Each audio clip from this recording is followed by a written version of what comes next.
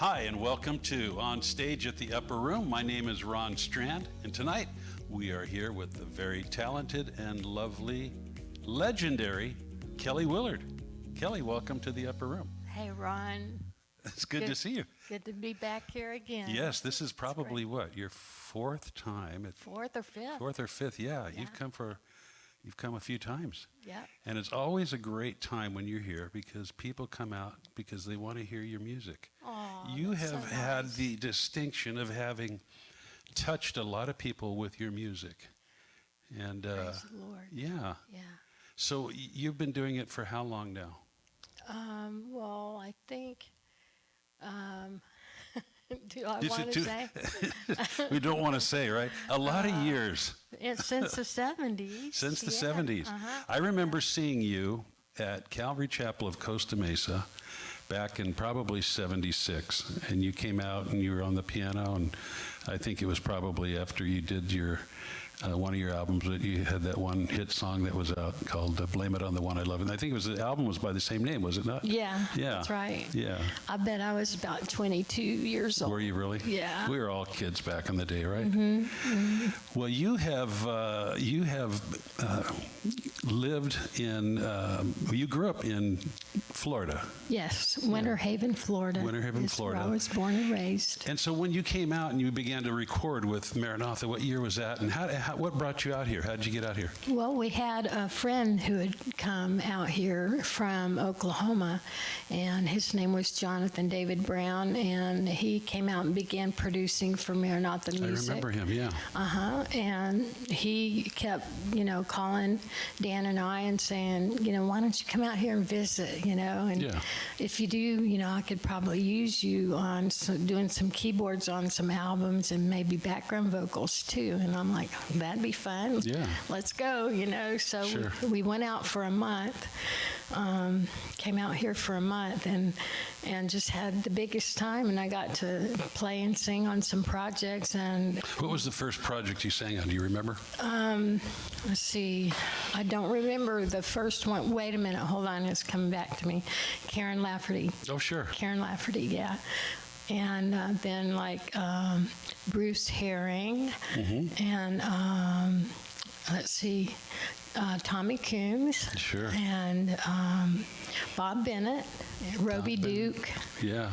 and someone, I can see them in my mind's eye and can't think of Sure. their name, But so then, what happened when you turned to the point where you were going to be doing your own solo album? How did that end up happening? Well, we moved out here after that month vacation. That's what we called it.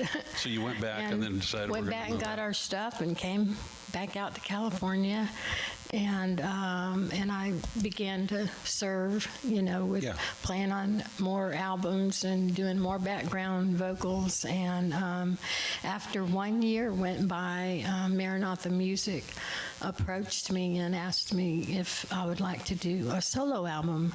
And I had probably a handful of songs, Yeah. just enough for one album, you Right. know. And of course, I didn't tell them that. Sure. I didn't tell them I only have 12 songs, But And you were writing your own stuff at that point. yeah, that's what I meant by Yeah. the 12 songs. Yeah.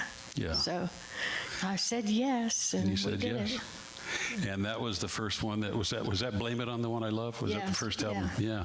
I remember you holding your finger up on that. Yeah, on my that album. crooked finger. Yeah. Your crooked finger. Well, it was a wonderful album, and I think that album had some of the best tunes. I think it was Care's Chorus on Care's that. and- Chorus was on that. Yeah. And didn't you do one of Bob Bennett's? I did. That's the only one on the album that I did not write, and Bob Bennett wrote it. It's called "You're Welcome Here," Yeah, and great song. That song touched my heart so deeply. I just wanted everybody to hear it. It's one of my favorite songs, too. I love that song. I think he's going to do it tonight. I think he is. And so how many albums followed up after that over the years that you've done? About 7 or 8. 7 or 8 albums. Yeah. Yeah. Something like that. Yeah. So Talk about a little bit about what you're doing today, because I think it's pretty interesting. You've kind of got a new focus on your ministry and what you're doing. Okay. About 4 years ago, I sensed a very gentle leading of the Holy Spirit in my heart, leading me toward full-time prison ministry. And I just went right with it, Did you? know. And it's just been the most joyous 4 years. Has it really? Yes, it's been Wow. joyous, and I've met some precious people behind bars. A lot of brothers and sisters in the Lord in there.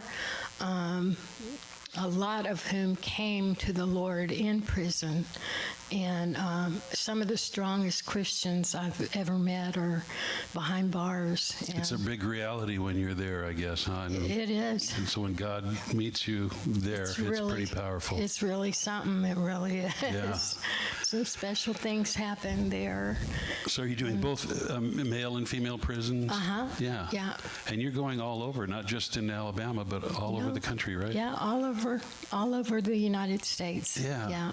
And so it's a great response that you're getting. And Yes. do you get any of the inmates that write you and say just what a wonderful thing it was? And Well, I don't have a lot of them writing me, but they do come up after the concerts and let me know how much Connect they with you. appreciate it. And some of them, will ask for prayer, or they'll say, I'll be praying for you, and I always appreciate that.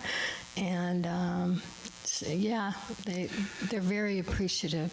now, are you going in all alone, or do you have a little team that goes with you? Or I don't have a team. just little it's old just you. Me and the Holy Spirit. Now, I remember you told me a really interesting story, and I'm trying to remember, but it was something about you were unpacking your car or packing your car, and somebody drove by at one of the prisons. Do you remember that story? Oh, yeah. Tell that story. That's my touched by an angel story. Yeah. Yeah, I call it that.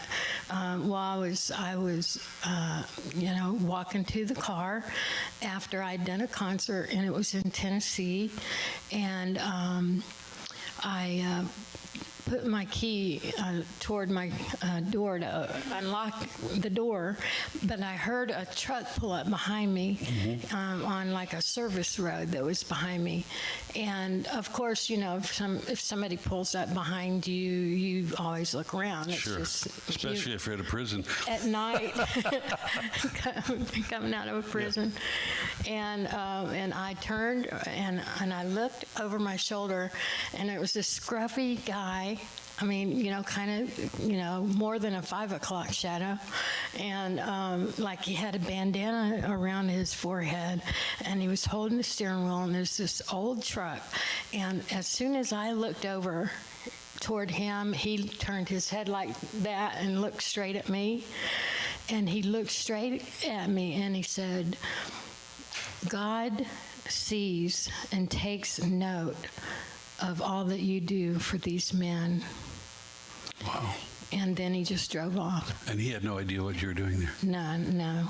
That's amazing. I mean, he looked like he had just gotten off work, like on the back 600 or something, Or maybe it was an angel.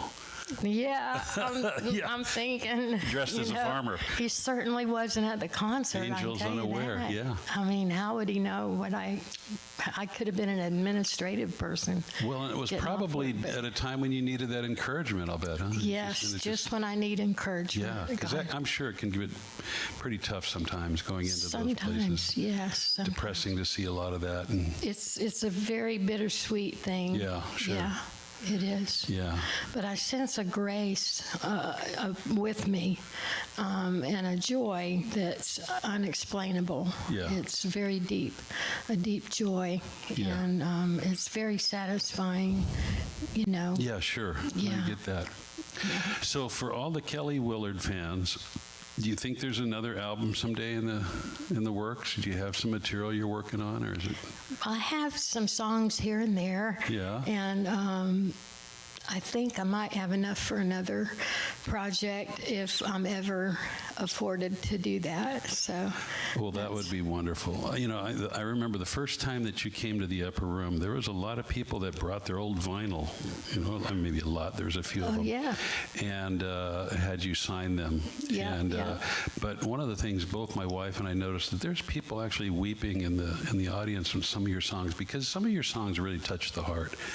And I think that's the gift that you have. And your music has just got some wonderful, even though I love Blame It on the One I Love. I know you don't really And do you that like song. the up-tempo I think songs. I think I made you do that the first time you were here, and you were a little reluctant. But, no, but I've always loved your music, and Thank you, so we're so Ron. looking forward. By the time this comes out, this event will be over, but the folks who are watching this will be able to get a little glimpse of the personal Kelly Willard and what you're doing. Oh, thank you, Ron. So